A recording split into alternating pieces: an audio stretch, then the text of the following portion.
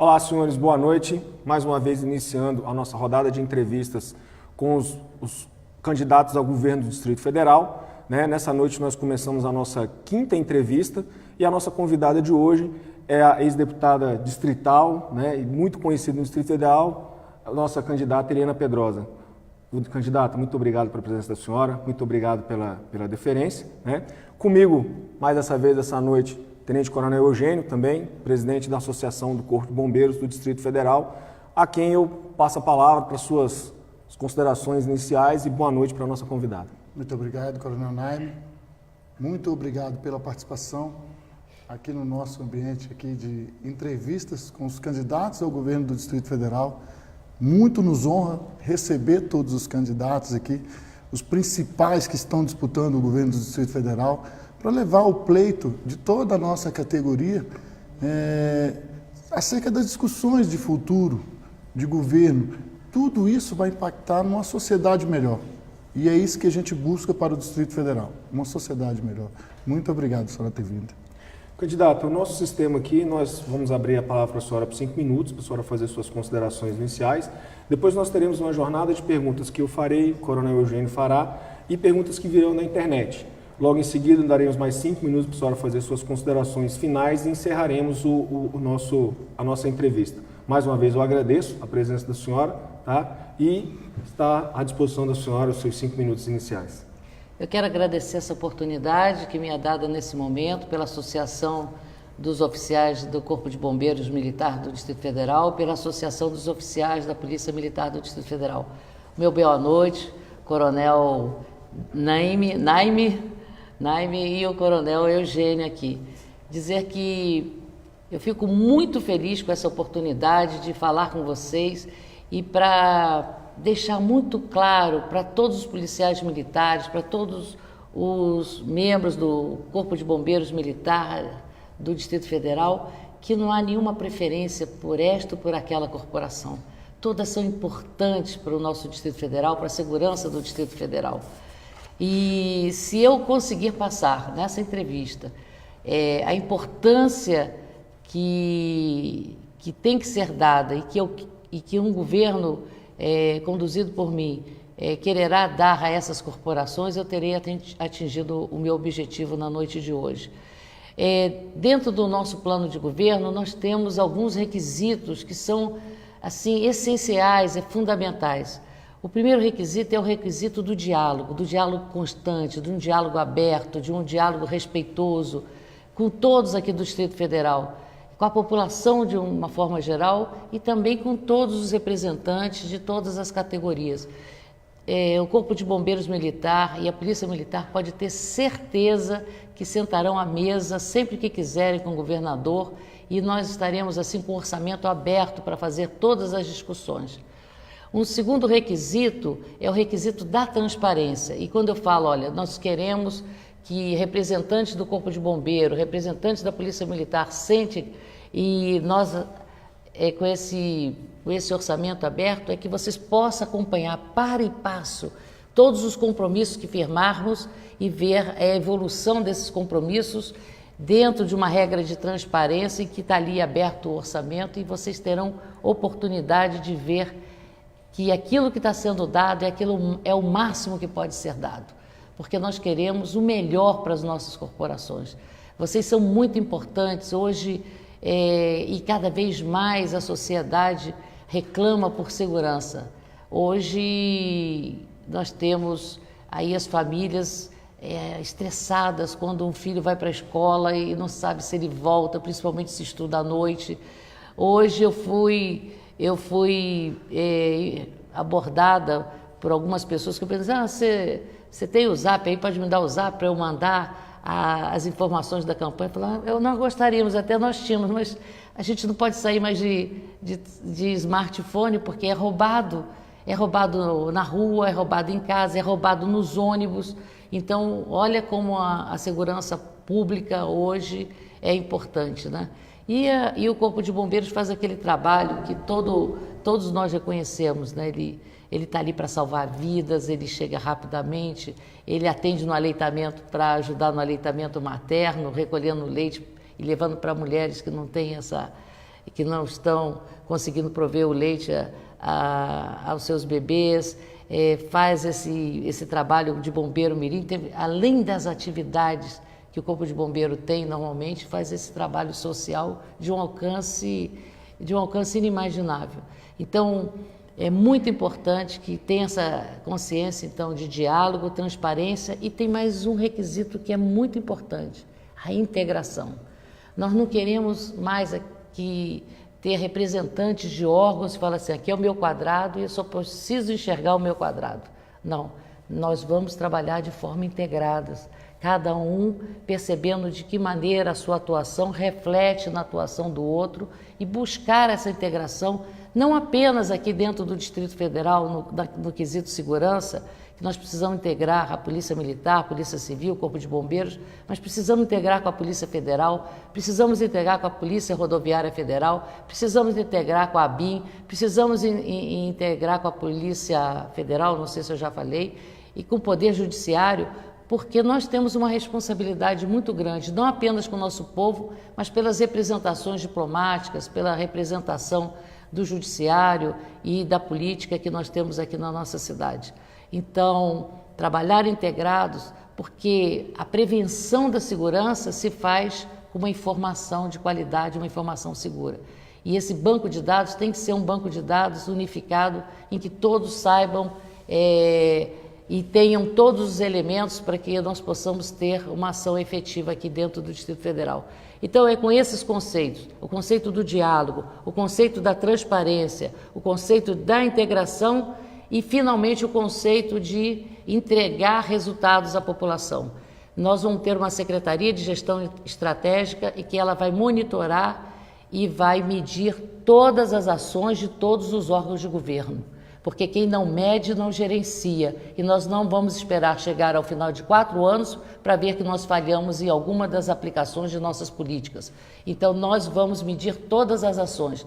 Teremos uma secretaria que ela fará o diálogo com todas as outras e que fará essa medida, e eu tenho certeza que isso vai ser uma mudança de cultura e uma mudança de cultura positiva, e eu sei que as corporações como a Polícia Militar e o Corpo de Bombeiros estarão preparados para essa nova era.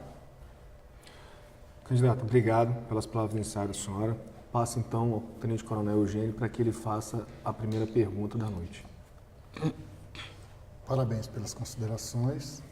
Na primeira pergunta, candidata, segundo levantamentos realizados pela Associação de Oficiais do Corpo de Bombeiros, no ano de 2014, o ranking de salários dos bombeiros ocupava o 4º lugar em nível nacional. Atualmente, o ranking gira em torno de 15º. Ainda há a questão do que o DF possui o Fundo Constitucional do Distrito Federal.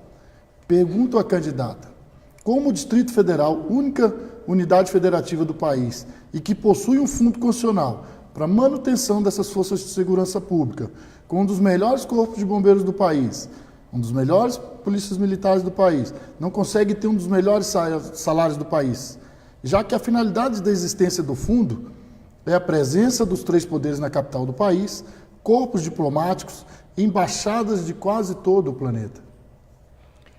A nossa intenção é recompor essas remunerações que foram perdidas ao longo do tempo. Para isso, de imediato, o que nós estamos pensando é a paridade da Polícia Civil com a Polícia Federal e, simultaneamente, nós podemos fazer uma equalização das remunerações da Polícia Militar e do Corpo de Bombeiro Militar, olhando o líquido dessas remunerações. E por que é o líquido? É porque, infelizmente, nós temos 2 regimes distintos. A Polícia Civil, nós temos o regime do subsídio, e a Polícia Militar e o Corpo de Bombeiro, o regime de vencimentos. Então, se nós dessemos a mesma aplicação de um mesmo percentual, no final das contas, os líquidos sairiam diferentes. Então, nós vamos tratar pelo líquido, olhando o líquido, que aí ninguém vai poder falar que um está melhor do que o outro, e mostrando que nós queremos efetivamente mostrar que todas as nossas forças serão tratadas de forma isonômicas e igualitariamente. Desculpa, essa equalização que a senhora fala, a senhora pretende dar ela, por exemplo, dentro das estruturas, por exemplo, a Polícia Civil ela tem duas estruturas, que são os delegados e são os agentes. Nós, da Polícia Militar e do Corpo de Bombeiro, também temos duas estruturas, que elas são os oficiais e as praças. Como que a senhora pensa nessa equalização? É uma equalização linear ou a senhora vai dividi-la dentro das duas categorias que cada corporação tem? Vamos dividi-la dentro das duas categorias que a corporação tem. Obviamente, a Polícia Militar e o Corpo de Bombeiro têm mais níveis do que a Polícia Civil, mas isso nós vamos resolver chamando as categorias, para as três categorias, dentro de um possível governo de transição, para que nós possamos fazer de uma maneira transparente uma distribuição que agrade a todas as forças. Eu faço essa pergunta para a senhora porque aí vem a minha segunda pergunta, que é a questão do plano de carreira, né? Hoje nós temos uma grande confusão na atual gestão e em algumas gestões anteriores, que se confundiu o plano de carreira com o plano de salário. E acabou que hoje, que as instituições militares, o aumento de salário do policial e do bombeiro está intimamente ligado à promoção, o que não deveria ser. Promoção é uma coisa, salário é outra, cargos é uma coisa, política de salário é outra. Né? E o que aconteceu nos últimos anos? Nos últimos anos nós tivemos aumentos lineares que fizeram com que a carreira, o teto e a base da carreira, eles se aproximassem muito, né? Um achatamento da corporação. E como a senhora mesmo disse, nós temos vários níveis dentro da corporação e esses níveis, eles estão com os salários e as remunerações intimamente ligados ao topo e à base. Ninguém pode receber menos do que a base, nem receber a mais do que o topo. Então, o que ocorre com isso, candidata? Quando um policial ele passa 10 anos numa graduação ou num posto, quando ele é automaticamente promovido, ele não sente uma diferença salarial grande, exatamente porque ele está achatado entre uma base e um topo muito próximo, né? E isso é consequência dos aumentos lineares que nós tivemos em alguns governos. Como a senhora pensa em resolver esse tipo de problema? Primeiro, resolvendo essa questão que se deu uma oxigenação de forma que o policial, ao ter uma promoção, ele sinta realmente um aumento salarial, que ele tenha, durante esse período dele de carreira, ele presinta também alguma melhoria no seu salário, que ele não fique 5, 6 anos ali parado numa mesma graduação, no mesmo posto, sem perceber nenhum aumento salarial, e ao mesmo tempo também que a gente consiga que o policial militar e o bombeiro militar ele não venha se aposentar após 30 anos de serviço, tendo alcançado somente 2, 3 graduações dentro da sua carreira. A senhora tem alguma proposta no seu plano para isso? A proposta é trabalharmos num plano de cargos e salários para a corporação. Eu acho que já é um pleito antigo, já foi até sugerido um plano que foi bem recepcionado pela categoria. Nós temos dentro da nossa coligação o subtenente Geraldo, que é da área de pessoal, no caso da Polícia Militar, que fez essa apresentação para a Polícia Militar e que não foi à frente. Então, acho que nós teremos, caso eleitos, a oportunidade de fazer essa discussão melhor dentro de um governo de transição. Mas eu sinto que é absolutamente necessário que uma coisa é promoção e outra coisa é recomposição salarial em função das inflações que aqui no Brasil nós vivemos e que ela não é de monta pequena, apesar de que hoje, graças a Deus, nós já temos uma inflação controlada, mas ela não é zero, né? Então, obviamente, fazer recomposição salarial, que é a recomposição que cobre essa questão da inflação, ser diferenciada daquilo que você pode oferecer como promoção, eu acho que é um objetivo que nós temos que buscar alcançar. E para isso vamos trabalhar nesse plano para poder encaminhar a área federal e receber o de acordo para podermos implantar aqui.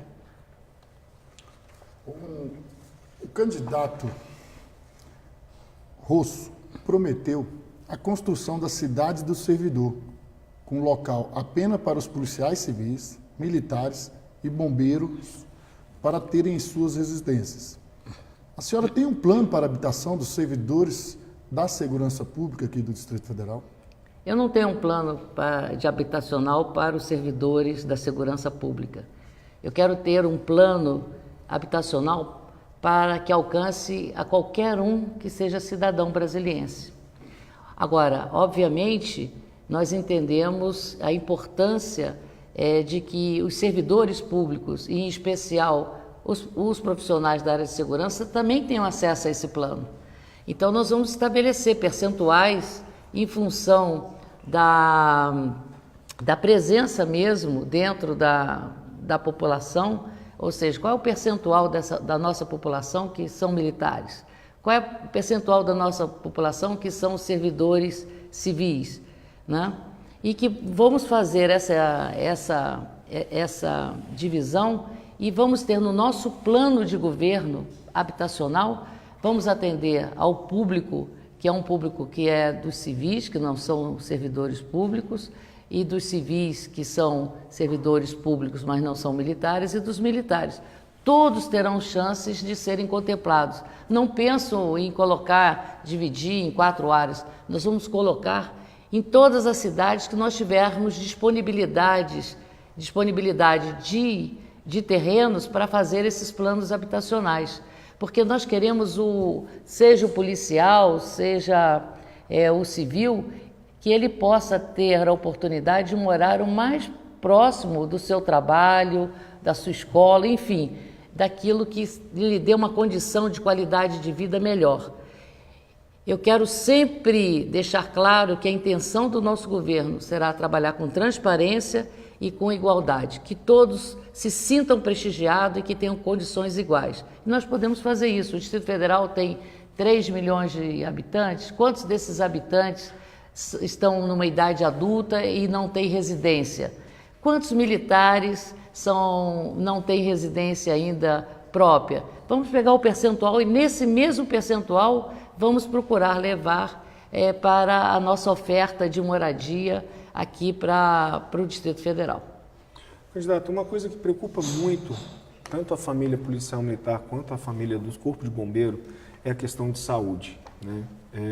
A Polícia Militar do Distrito Federal, nós temos um hospital que ele já está pronto, acho que há 5 anos que ele está pronto, mas nós não conseguimos infraestruturá-lo. Ele não consegue ser infraestruturado porque tudo que nós conseguimos de orçamento hoje na área de saúde, a Polícia Militar tem gastado com credenciados, né? Com hospitais credenciados para atender. Isso já está atingindo uma cifra anual de 250 milhões de reais, né? E nós ainda continuamos com a família policial militar com deficiência na questão de atendimento ao policial, mesmo nessa rede credenciada. Ela não consegue absorver toda a família policial militar. O atual diretor de saúde da Polícia Militar, que eu aqui mais uma vez peço permissão para realmente fazer um elogio, porque é um diretor que tem se destacado, ele tentou, durante essa gestão dele, formas de gestão da saúde da Polícia Militar. E, por questões de órgão de controle, a gente não conseguiu avançar nesse tipo de gestão, nem através do SC, nem através do OSS, né? Já se passou a pensar numa gestão, uma autogestão desse sistema, mas nós temos encontrado sérios problemas com os órgãos de controle. Qual que é a ideia que a senhora tem, o seu plano de governo ou o seu governo a senhora pretende aplicar na saúde da família policial militar? Olha, dentro desses 250 milhões, eu tinha até um dado um pouquinho maior, 264 milhões, 100 milhões são gastos justamente com esse serviço de urgência e emergência e que hoje você só tem praticamente um hospital atendendo, que fica que fica no Gama, e isso também é uma dificuldade para os policiais, né? A minha ideia é nós podemos criar um quadro complementar temporário para a Polícia Militar para fazer esse atendimento e também, ou uma outra possibilidade também seria a contratação de uma fundação ou de uma OS para poder fazer essa gestão. É muito importante que o policial militar tenha esse conforto de saber que ele vai ser bem atendido, que a sua família vai ser bem atendido, porque a função que ele exerce, o seu papel dentro da sociedade é um papel que já tem um estresse, maior nível de estresse possível, né? Porque quando ele trata da segurança, ele está dizendo o seguinte: olha, eu aqui estou arriscando a minha vida, né? Então nós precisamos dar esse conforto para ele e trabalhar nesse sentido de suprir essa lacuna hoje é um objetivo do nosso governo. Educação. Candidata, Colégio Militar Dom Pedro II apresenta um dos melhores índices educacionais de escolas públicas em nível nacional, com características híbrida, público-privada, ou seja, CBMDF, APAM, Associação de Pais e Mestres. Acontece, porém, que ainda possui um custo financeiro altíssimo para os pais, sejam eles militares, sejam eles civis. Os civis pagam R$ 1.000 por criança e os militares pagam R$ 800 por criança. 800. Se tiver 2 filhos, ele tem mais 5% de desconto, cai para 750. Se tiver 3 filhos, cai para 700. Mas se a gente fizer uma continha básica, já passa de 2.000 e tantos. Se tiver 3 filhos, que é mais ou menos a média. Pois essa parceria não nos permite utilizar de forma alguma recursos do MEC, nem do Corpo de Bombeiros, nem da Secretaria de Educação. Por isso, os valores são tão altos. Pergunto, candidata, em seu governo, a senhora tem uma saída para reduzir esses altíssimos custos de mensalidades para os pais, sejam eles civis ou militares? E existe a possibilidade de construção de mais um colégio em outra cidade para atender uma demanda maior de filhos de militares? Uma Ceilândia, por exemplo, já que o nosso colégio fica no setor policial sul. O compromisso do nosso governo, talvez um dos compromissos mais firmes, é com a educação. Então, se a Associação de Pais e Mestres aí do Corpo de Bombeiro achar que tem condição de administrar mais uma unidade, o governo não poupará esforço para construir. Construir escolas é o mínimo que nós podemos fazer para cumprir o nosso dever constitucional e, mais do que um dever constitucional, um dever como ser humano, né, de levar para as nossas crianças, os nossos jovens, a oportunidade de terem uma educação de qualidade. E vou mais além. O governo também não poupará esforços e encontrar soluções, colocará a Procuradoria para procurar o melhor desenho jurídico, legal, para que nós possamos aliviar o bolso daqueles que têm filhos nas escolas militares. Porque são escolas de qualidade, esses meninos têm acesso a qualquer faculdade que queira, aqui no Brasil ou no exterior, têm acesso ao ITA depois, porque o ensino é realmente qualidade, é o ensino que a gente busca para levar para todas as nossas escolas. E se nós pudermos expandir isso, o faremos com a maior alegria. Eu queria primeiro, candidata, completar a pergunta do Coronel Eugênio, antes de fazer a próxima pergunta, que eu já vou passar para só nas perguntas que estão vindo da internet. Hoje na Polícia Militar, no Estado-Maior da Polícia Militar, gira um projeto que fala sobre escola compartilhada, né? Esse projeto é um projeto onde a Secretaria de Educação permanece com a questão da didática de ensino, né? Permanece com a metodologia de ensino, com a educação, e a Polícia Militar ela entra com a gestão da escola, né? A Polícia Militar ela vai gerir a escola aos moldes que nós tratamos hoje dentro das nossas escolas, na Polícia Militar, o Colégio Militar Tiradentes, e no Corpo de Bombeiro, o Colégio Militar Dom Pedro. Qual que é a ideia da senhora? A senhora já ouviu falar desse projeto? Já ouviu falar e está escrito no meu plano de governo lá. Nosso plano de governo está lá escrito. E vai mais um pouquinho além. Não é apenas com o Corpo de Bombeiro, não é apenas com a Polícia Militar, mas nós vamos ter a Escola da Polícia Civil e também queremos uma parceria com o Exército Brasileiro, com a Marinha Brasileira e com a Aeronáutica Brasileira. Uhum. Começando as perguntas que vêm da internet, vi uma pergunta que ele pergunta para a senhora assim: a senhora conhece a atual estrutura organizacional da Polícia Militar e se a senhora pretende fazer alguma alteração? Nós passamos agora por uma reestruturação dentro da instituição a nível operacional e administrativo, né? É uma reestruturação que ela causa muito controvérsia dentro do âmbito da Polícia Militar, né? Nós temos várias críticas a respeito dessa reestruturação, existem algumas pessoas que defendem, Colhemos da comunidade também algumas críticas a respeito disso, principalmente quanto à questão de perda de proximidade da Polícia Militar, uma vez que os comandos subiram, né, e hoje nós temos comandos centralizados. Qual que é a ideia da senhora a respeito dessa reestruturação? A senhora pensa em reverter esse isso? processo. Esse processo não está agradando ninguém. A população se ressente muito disso. Cada cidade tinha o seu comando. Agora você só tem 5 comandos. As cidades hoje, elas têm um sentimento de perda muito grande. Eu vou a Braslândia, as pessoas choram, poxa, agora estão nos tirando tudo. Nós tínhamos aqui o comando da Polícia Militar, agora não temos mais. Nós tínhamos aqui o comando da rede de saúde, agora a gente não tem mais. Está tudo indo lá para a Ceilândia. Eu vou lá em Planaltina e eles reclamam que está indo tudo para Sobradinho. Então, esse sentimento de pertença, isso abala muito a autoestima dos moradores de cada uma das nossas cidades.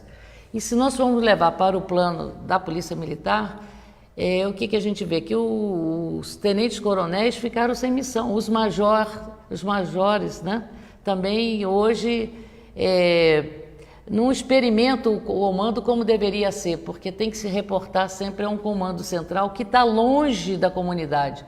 E tudo indica, cada vez mais, quando a gente olha a questão de segurança, quando você conversa com aquelas pessoas que têm a maior expertise na segurança, diz que você tem que fazer o inverso, você tem que estar mais próximo da comunidade, tem que estar dialogando com a comunidade e não ter os comandantes encastelados em algum lugar que as pessoas não enxergam, não veem e não sabem. Mudando um pouquinho agora, vou fazer uma pergunta no estilo de vestibular para a senhora. Eita! Candidata, assinale a alternativa do seu governo abaixo. Na sua opinião, a quem cabe a gestão da Secretaria de Segurança Pública do Distrito Federal? Letra A, reitor de universidade. B, sociólogo. C, delegado de Polícia Federal. D, general de Exército. E, gestores de segurança das Forças de Segurança Pública da Polícia Civil, Polícia Militar e Bombeiro Militar? Justifique. Eu vou para lá, né? Porque eu não quero trazer nenhuma pessoa de fora para o nosso sistema. Qualquer que seja a pessoa que venha de fora, até ela entender a nossa organização, nós já teremos perdido muito tempo. E eu acho que em quaisquer uma das forças que nós temos aqui no Distrito Federal, seja a Polícia Civil, seja a Polícia Militar, seja o Corpo de Bombeiros Militares, nós temos oficiais assim que têm capacitação, que passaram por vários treinamentos e que estão perfeitamente habilitados a qualquer comando, inclusive o comando da Secretaria de Segurança Pública do Distrito Federal. Candidato, aproveitando essa pergunta do Tenente Coronel Eugênio, é uma pergunta que já tinha vindo da internet aqui, e aí eu vou aproveitar o gancho para fazer para a senhora, já aproveitando essa história de Secretaria de Segurança Pública. Uma coisa que tem deixado muitos policiais militares apreensivos, e nem digo muitos bombeiros, mas os policiais militares em cima, é a questão da senhora ter um vice-governador delegado de polícia, né, da civil. O que a senhora vê que isso influenciará na gestão da segurança pública, na gestão do sistema de segurança pública, a senhora ter um vice-governador delegado de polícia civil? Como é que a senhora acha que se dará a participação de todas as forças integrantes do sistema? Eu vejo da mesma forma como se ele não fosse da Polícia Civil. O meu vice-governador, candidato a vice-governador Alírio, ele é uma pessoa sensata, uma pessoa equilibrada e que nós sabemos que nós não podemos começar um governo com uma queda para um lado ou para o outro. Como eu disse, nós queremos em todas as nossas ações passar o sentimento da importância de todas as forças que compõem a segurança pública do Distrito Federal e que nenhuma terá nenhum favorecimento em relação à outra e nenhuma é vista como melhor do que a outra. Então, nesse ponto de vista, eu estou muito confortável, porque esta não é apenas a minha opinião, mas é a opinião do meu candidato a vice-governador, do Alírio, e é também a opinião de todos os partidos que estão presentes na nossa coligação. Então, estou muito confortável com relação a isso e dizer que vocês podem ficar absolutamente tranquilos que o sentimento de igualdade permeia o meu coração e o coração do Alírio. Ele não vai bater mais forte para poder se ver ou não. Não vai, não. Quando a gente assume uma posição e que você tem uma posição de comando e que até aquela sua origem natural está ali junto com outras, você tem que tomar uma decisão. Você tem que tomar uma decisão se você quer ser um líder de verdade, se você quer imprimir um governo que as pessoas percebam que ele é de todos e não é mais de alguns do que de outros. Então, às vezes, essa decisão é difícil, mas ela tem que ser tomada. Então, é dentro desse conceito que eu falo, vocês podem ficar absolutamente tranquilos, porque já houve uma conversa entre eu e o Alírio e nós já discutimos sobre isso.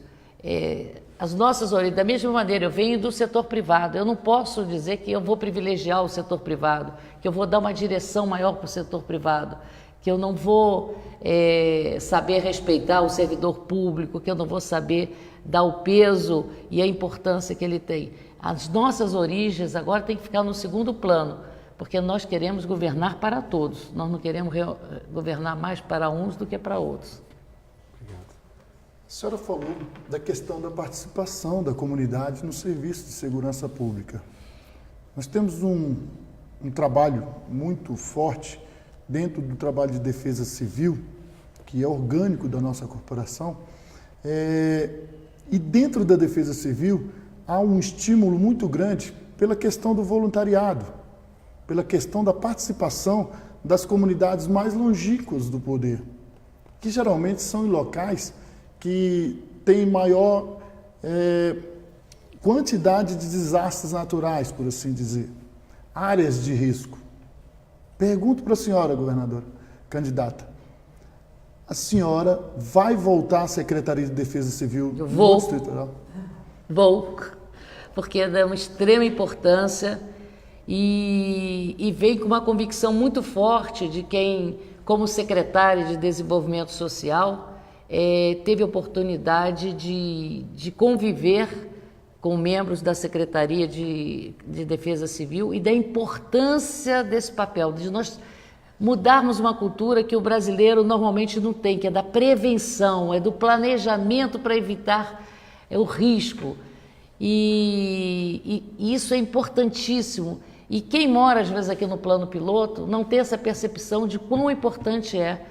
E quantas vezes nós fomos na Fercal, porque teve inundação, os barracos foram alagados, já passamos por várias situações, tanto da minha experiência pessoal em Braslândia e no Denox, de incêndios assim que atingiram vários barracos e que precisava ter uma aproximação muito rápida, e da consciência que nós tínhamos que trabalhar mais aquelas comunidades para que elas trabalhassem com mais segurança, e várias outras experiências que nós tivemos na Ceilândia, em Sobradinho. Isso ocorre com frequência, mas é aquela história, a defesa civil nunca cacarejou, então o povo nunca percebeu assim o grau de importância que tem. E nós não vamos esperar ter um desastre para que nós nos preparemos para ele. Nós vamos estar preparados para qualquer situação que fuja ao nosso desejo e ao nosso controle. Candidato, eu lembro da senhora secretária da SEDEST, né? E nessa época eu, particularmente, estava na Secretaria de Segurança Pública e trabalhava com os programas comunitários da Secretaria de Segurança Pública. Esporte à Meia-Noite, Picasso Não Pichava, né? Teatro Pátria Amada. Que na realidade a gente na Secretaria, a gente tinha uma grande preocupação em dizer que isso não era um programa social, mas sim um programa primário de prevenção à criminalidade. E nos últimos anos a gente veio vendo que esses programas vieram perdendo sua força, vieram perdendo a sua permeabilidade dentro do Distrito Federal, né? A senhora tem algum programa, alguma gestão dentro do seu programa de governo para esse tipo de programa de prevenção primária na segurança pública? Eu quero voltar todos esses programas e não quero mudar nomes, porque nós não queremos fazer uma política de não dar crédito àqueles que nos antecederam. Se foi bom, nós vamos voltar. Picasso Não Pichava, Esporte à Meia-Noite. Nós queremos voltar com todos esses projetos porque eles foram importantes para muitos e muitos jovens. Se fosse importante, se tivesse sido importante para um jovem só, já teria valido a pena. Mas foi importante para muitos e muitos jovens. E nós vamos voltar com todos esses projetos e contamos muito, tanto com a Polícia Civil, quanto com a Polícia Militar, quanto com o Corpo de Bombeiros, para nos ajudar dentro desses projetos da área social e que tem um alcance muito maior do que você fazer a inserção desse jovem no mundo fora das drogas e do mundo fora da criminalidade, né? Você dá realmente a esse jovem uma oportunidade dele ser um cidadão de verdade, que ele possa ser orgulho da mãe dele em todos os sentidos. Inclusive, a minha decisão de ser candidato ao governo do Distrito Federal tem relação com isso. Foi um apelo por um jovem que fez um sequestro relâmpago, me colocou no barraco dele, me colocou um 38 na cabeça e falou que queria ser orgulho da mãe dele, que ele não gostaria de estar na rua assaltando e matando. E esse jovem fez um apelo para todos os jovens que ele conhecia, que eram os jovens de Planaltina. Ele me falou assim: o que vocês políticos vão fazer por nós, jovens de Planaltina? O que nós vamos fazer é voltar ao Picasso no Pichava, voltar ao esporte à meia-noite, dar uma escola de tempo integral de qualidade.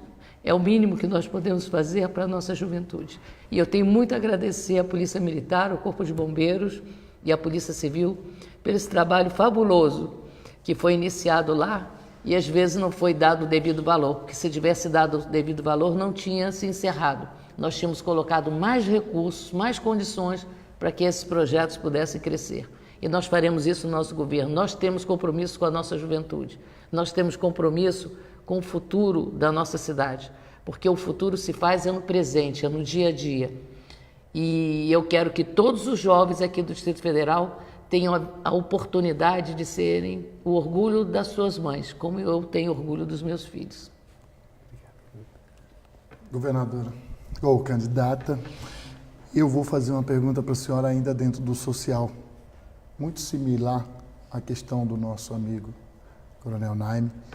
Eu também trabalhei no projeto social do Corpo de Bombeiros e, à época, as nossas crianças também não tinham o que comer. A gente não tinha de onde tirar. A gente tirava dos bombeiros. E eu lembro que eu fiz uma ligação para a Secretaria de Desenvolvimento Social e, sem pestanejar, eu pedi o pão e o leite. E todos que trabalharam comigo em Brasília naquela época lembram-se disso. Sem ao menos me conhecer, no outro dia o pão e leite estava nos programas sociais do Corpo de Bombeiros. Por que eu estou falando isso? Porque nós temos, além do Bombeiro Mirim, nós temos a coleta de leite materno, que é centro de referência de coleta em leite humano internacional, que trouxemos para cá, para Brasília, em 2010. Antes de 2010, nós já tínhamos ganhado um prêmio Bombeiro Amigo do Peito. Na questão dos idosos, nós temos o programa Bombeiro Amigo, que cuida dos idosos e traz para eles esperança, felicidade, juventude. Temos o Caminhando com a Saúde, as escolinhas de futebol, as escolinhas de natação, mas não temos investimento nessa área. Zero. E nem pode. A senhora, como governadora, a senhora vai lutar por esses investimentos na área social para que a gente possa sair de 1.700 crianças atendidas para quiçá 17 mil, 100 mil crianças atendidas? Certamente. Nós não pouparemos esforços para levar aos idosos, às crianças e às famílias os programas sociais que foram necessários para que nós possamos ter um território com mais paz, com mais harmonia, com mais fraternidade, um território que é o território que tem que ser da capital de todos os brasileiros, um território da igualdade, um território que todos se sintam atendidos, um território que a gente possa dizer, aqui nós estamos buscando a felicidade. Candidato, eu gostaria de perguntar para a senhora agora na área operacional, né? A Polícia Militar do Distrito Federal, nos últimos 2 anos, nós vemos desenvolvendo um projeto dentro da instituição que é a lavratura do termo circunstanciado de ocorrência, né? Esse termo circunstanciado, na nossa visão, quanto Polícia Militar, uma visão estratégica da Polícia Militar, ele é um projeto que ele tem várias finalidades e vários resultados. Dentro dos resultados que a gente busca, é um melhor atendimento ao cidadão, é uma liberação da viatura para que ela permaneça na rua, no policiamento ostensivo, que a gente não perca tempo com a viatura dentro de uma delegacia aguardando para ser atendido, né? Inclusive nós existem inclusive fotos nas redes sociais, na imprensa, de viaturas de 10, 15 viaturas dentro de uma delegacia aguardando para ser atendida, para lavar um termo circunstanciado. Isso coisa que a gente faz em 40 minutos na rua, né? E, assim, um adendo sem perder qualidade, né? Porque hoje a Polícia Militar já fez para mais de 2.000 termos circunstanciados e nenhum voltou da Justiça para que seja emendado ou que seja feito qualquer tipo de revisão. E ainda a própria Polícia Militar vê que quando a PM está na rua, está ali com o cidadão e resolvendo o crime de menor potencial ofensivo, nós liberamos a Polícia Civil para que nesse momento ela se preocupe com o crime de maior monta e faça realmente a investigação de assessoria ao Poder Judiciário, que é a função princípio da Polícia Civil, né? Como é que a senhora vê essa questão do projeto do termo circunstanciado de ocorrência? A senhora dará continuidade a ele ao seu governo? Qual é a percepção da senhora a respeito desse projeto?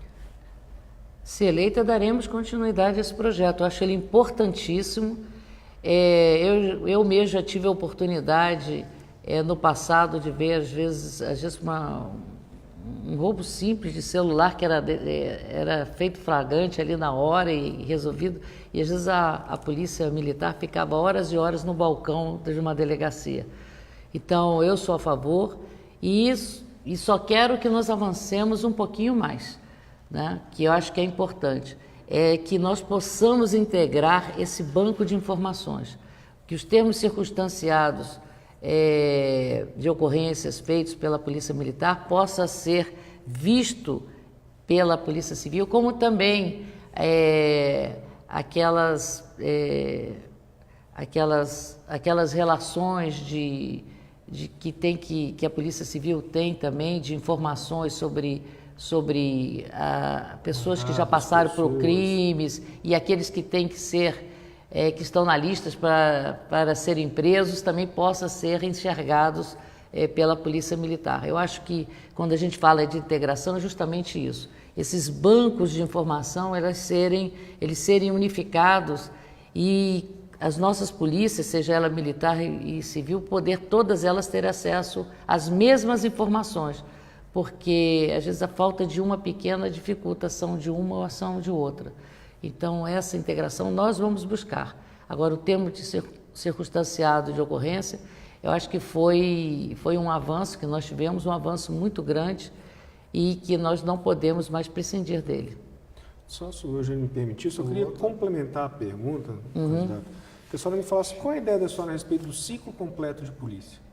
Qual é o posicionamento da senhora a respeito desse assunto? O ciclo completo de polícia depende de um modelo a ser definido nacionalmente. Eu acho que o Brasil é um dos poucos países no mundo que está fora dessa política, mas vamos deixar para discutir isso quando o Brasil sentar para fazer essa discussão, porque nós temos muito dever de casa para fazer aqui no Distrito Federal e essa discussão ainda não está conclusa dentro do governo federal. Do modelo de polícia. Do modelo de polícia que nós queremos. Voltando à questão lá constitucional. Tem um oficial nosso, o decano, associado da nossa associação de oficiais, ele fez uma observação muito importante. Ele, quando participou da Constituição, na sua criação, ele ajudou a elaborar algumas questões, juntamente com alguns amigos da Polícia Militar, do despacho das corporações serem feitas com o governador. E ele me falou que, ao longo do tempo, a gente perdeu essa cultura do governador despachar com os comandantes gerais dele. E, complementando uma segunda pergunta, já pergunto para a senhora, Qual o modelo de escolha do seu comandante-geral, da Polícia Militar e do Corpo de Bombeiros? Primeiro eu tenho que ganhar a eleição, não pensei sobre isso não. Vamos trabalhar para ganhar a eleição e depois temos a transição para a gente pensar quais são os critérios dessa escolha. E quanto ao despacho com os comandantes? Eu acho que é uma boa medida, porque assim como nós queremos as corporações mais perto das comunidades, eu acho que o governador tem que estar mais perto dos seus comandados, ouvindo o que eles têm a dizer, para que a gente não espere um prazo muito longo para tomar as mudanças de rumo que às vezes se fazem necessárias no governo. Candidato, eu queria permanecer dentro dessa linha de pergunta do Tenente Coronel Eugênio, que é uma pergunta que inclusive veio da internet, né? Foi perguntado para a senhora qual é o perfil do secretário de Segurança, foi perguntado para a senhora o perfil do comandante-geral, mas a gente queria saber assim, qual é o perfil de trabalho da Secretaria de Segurança Pública que a senhora prevê para o seu governo? Vai ser um perfil de uma Secretaria de Segurança Pública interventora, um perfil de uma Secretaria de Segurança Pública coordenadora? Qual que vai ser a ideia da senhora para uma Secretaria de Segurança Pública dentro do nosso cenário do Distrito Federal? Eu acho que é um papel de coordenação, né? Eu acho que a Secretaria de Segurança Pública, ela tem que reunir todas essas informações que vêm de todas as nossas forças, mas também com um diálogo com a área federal, é muito importante, e que ela possa estar sempre ligada na busca das melhores tecnologias, buscar também os cases de sucesso, fazer um benchmark do que está acontecendo em outras praças, como aqui mesmo no Brasil, mas fora do Brasil, no exterior. Nós temos uma experiência maravilhosa que toda hora a pessoa me fala, olha, vai ver lá o Chile, olha o Chile, olha o Chile. E está aqui pertinho da gente. Então, eu acho que esse é o papel da segurança, da Secretaria de Segurança, e olhar as melhores práticas que temos aqui dentro do Brasil, fora do Brasil, e colocar isso à disposição das nossas corporações, para que elas possam evoluir mais rapidamente e buscar dar à população a satisfação que todos querem, né? Que é uma política de cada vez mais resultados. Nós queremos resultados e para isso nós temos que estar sempre atualizados. Eu acho que esse papel da Secretaria de Segurança é importantíssimo, dela buscar as melhores práticas e dialogar com cada uma das corporações e fazendo esse modelo de evolução dentro de tudo aquilo que nós pudermos buscar lá fora e que nós tenhamos condição de acompanhar. Investimento. A senhora já falou em investimento de recursos humanos, na questão salarial, de cargos, de salário. Agora eu pergunto na questão de investimento, de equipamentos operacionais, com mote tecnológico, e investimento na capacitação e ensino dos profissionais de segurança pública, não só em nível nacional, que foi uma coisa muito bem colocada pelo Coronel Naime outro dia aqui. Brasília tem uma característica de reunir diferentes culturas, diferentes cidades.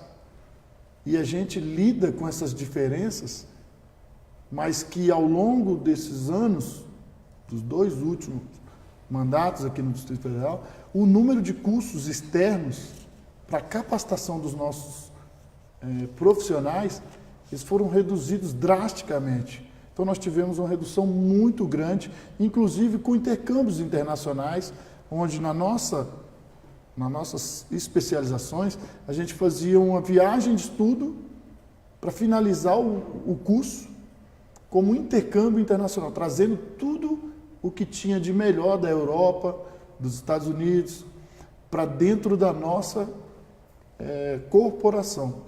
Pergunta a senhora vai voltar esses investimentos? Dentro do Fundo Constitucional, você já tem ali uma parcela que é destinada a investimentos, seja investimentos em equipamentos ou na qualificação humana dos profissionais das forças, né? Inclusive, uma parte destinada a esse objetivo é que tem sido perdida ao longo dos 2 últimos anos. O governo tem devolvido o dinheiro do Fundo Constitucional e é mais no tocante nessa parte de aquisição de novas tecnologias, né, e de capacitação de servidores. Então, é uma atenção especial para que nós estejamos preparados para fazer os termos de referência, as licitações que forem necessárias e a busca realmente desse intercâmbio, que ele é muito importante. Veja bem, quando se fala assim da área de esporte, fala como é importante o time de vôlei viajar para o mundo, para os nossos times, para os nossos atletas verem como é que jogam lá fora, para poder serem estimulados a melhorar e ver como eles jogam para poder ter progresso, né? Foi assim que o nosso vôlei progrediu, quando ele passou a sair para fora, né? E pensa bem, quando você sai desse esporte e você passa por uma corporação que tem um grau de complexidade muito maior e você sabe que você tem outros lugares, outros países, outras cidades que estão muito mais à frente nossa, por que nós não levarmos os nossos profissionais para trazer essas melhores práticas para cá? Eu acho que esse é um compromisso que a gente tem com a nossa cidade. Quem tem compromisso com a cidade, você não vai ficar fazendo conta de 10, 20, 30 reais, R$1.000. Você quer o melhor para a cidade. Quanto que você pode economizar usando mais racionalmente equipamentos e até as forças policiais, se eles forem melhor treinados, né? E quanto significa uma vida? Uma vida que você salva ou uma vida que você consegue, através de um programa social, dar uma outra perspectiva, né? Isso não tem preço. Então, é um tipo de economia que nós não pretendemos fazer. Candidata, já passando para a nossa última pergunta, até pelo adiantar da hora, né?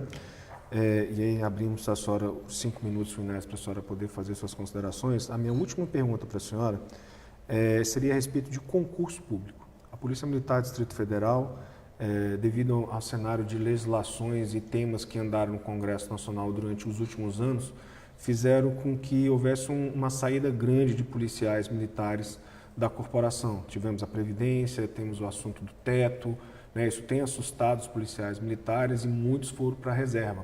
A Polícia Militar hoje deveria ter um efetivo de 18 mil homens, nós estamos beirando 11 mil e poucos homens, né?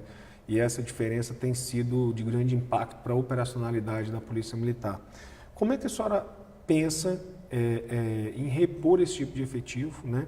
E outro dado que a gente traz também é que o que acontece com os governos? Tem feito concursos muito espaçados um do outro, né?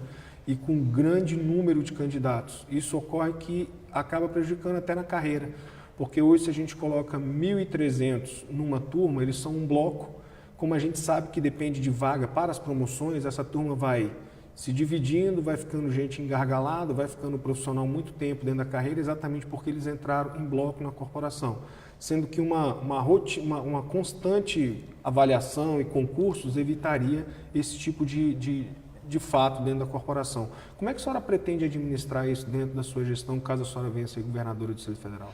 Recompor hoje o efetivo da Polícia Militar para 18 mil, voltar aos 18 mil, de pronto, isso não é possível, porque nós trabalhamos com uma lei de responsabilidade fiscal, nós temos também os recursos, mesmo que prioritariamente levados às forças de segurança pública, eles serão limitados, não dá para você fazer essa recomposição assim de pronto. Mas no tocante a concursos, nós queremos fazer com regularidade, a partir das vacâncias que surgem ano a ano, não deixar justamente esse período longo para que depois nós não tenhamos um déficit muito grande.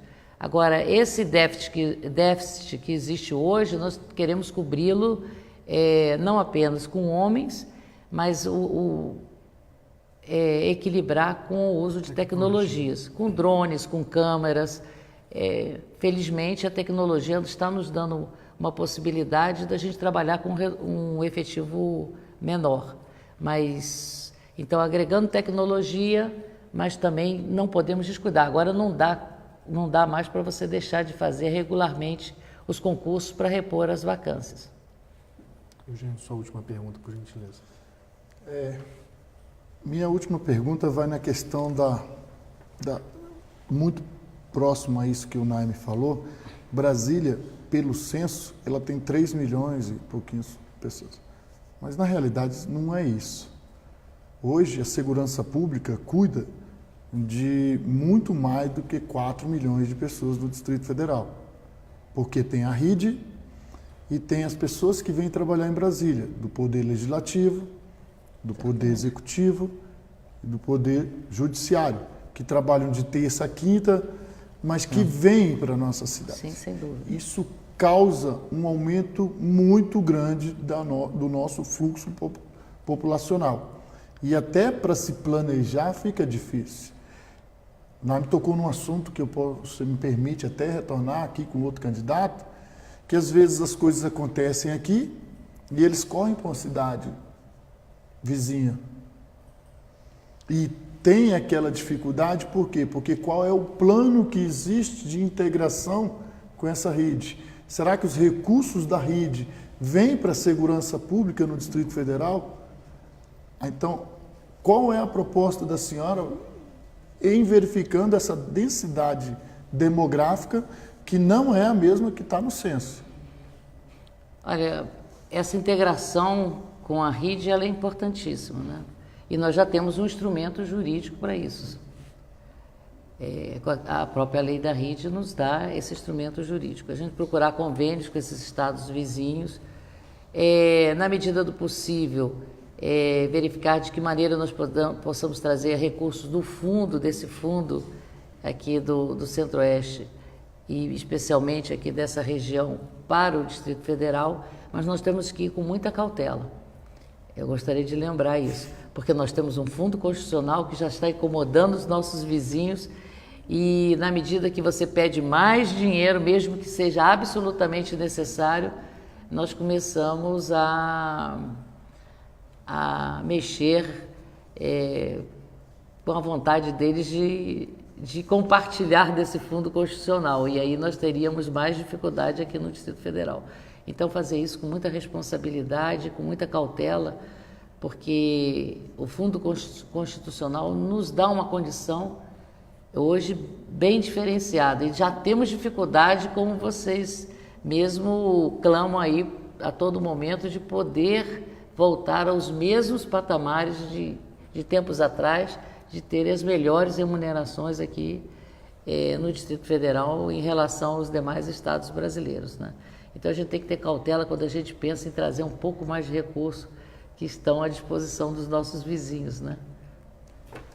Então, candidata, nesse momento gostaria de passar a palavra para a senhora, para que a senhora use os seus 5 minutos finais para as suas considerações para esse nosso debate aqui. Eu espero que eu tenha sido suficientemente clara nas nossas intenções, nos nossos propósitos.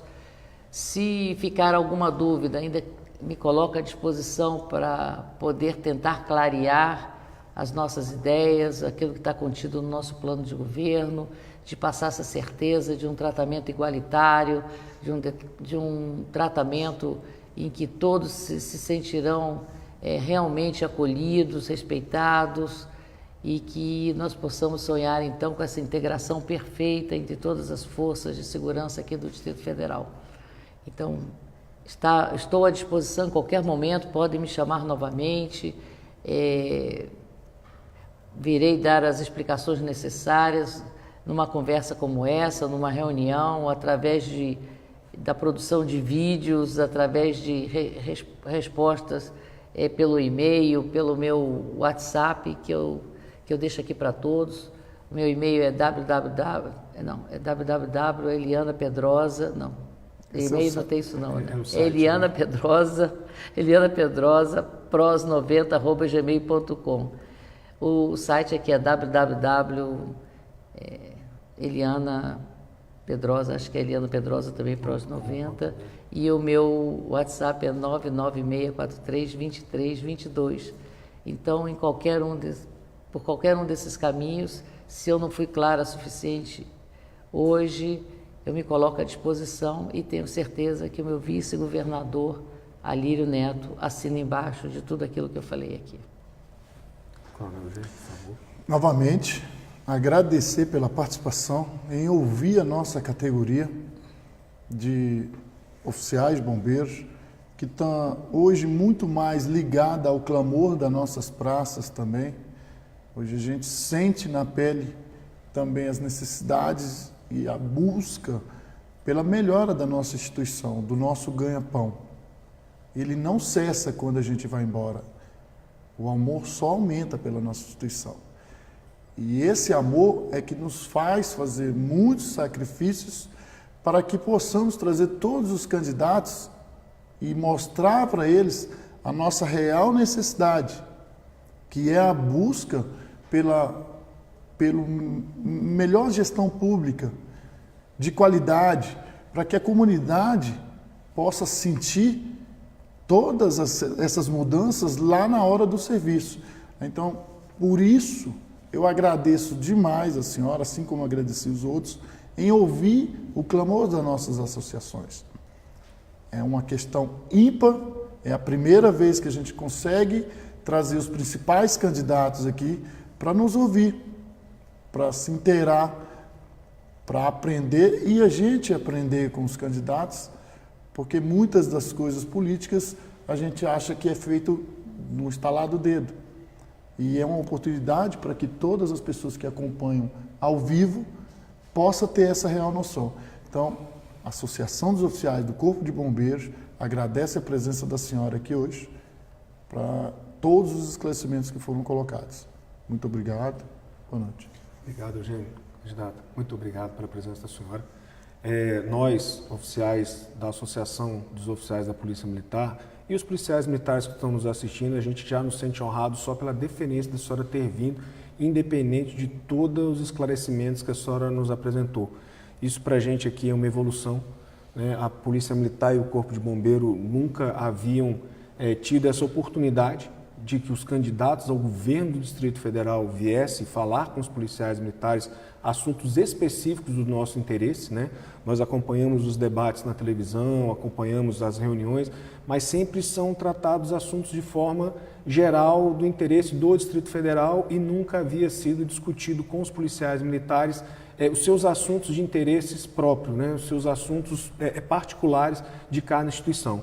Então, nós nos sentimos muito honrados pela presença da senhora, agradecemos, já nos sentimos valorizados só pelo fato da senhora, que a gente sabe como é que é a agenda de um candidato ao governo do Distrito Federal, e a senhora vir aqui, ter esse tempo com nós, policiais e bombeiros militares, e conversar com a gente, esclarecer uma série de dúvidas que eu tenho certeza que foi extremamente esclarecedor para todos os policiais que nos ouviram. E, mais uma vez, dizer muito obrigado à senhora, e nós desejamos toda a sorte que a senhora consiga alcançar esse pleito, e que realmente venha a se realizar a vontade da senhora dentro do governo do Distrito Federal. Muito obrigado, viu, candidato? Eu que agradeço, obrigado. E aí, senhores, mais uma vez, encerramos agora a nossa 5ª entrevista da nossa jornada de entrevistas com os candidatos ao governo do Distrito Federal. Amanhã, sábado, às 20 horas, nós teremos a 6ª entrevista nesse mesmo canal que os senhores estão nos acessando, nesse mesmo horário, e traremos mais um candidato para estar conversando com os policiais militares. Agradeço a atenção de todos, a participação e juntos nós vamos construir uma polícia militar e um corpo de bombeiro militar melhor, não só para os policiais e bombeiros militares, mas para a sociedade. Muito obrigado e todos tenham uma boa noite.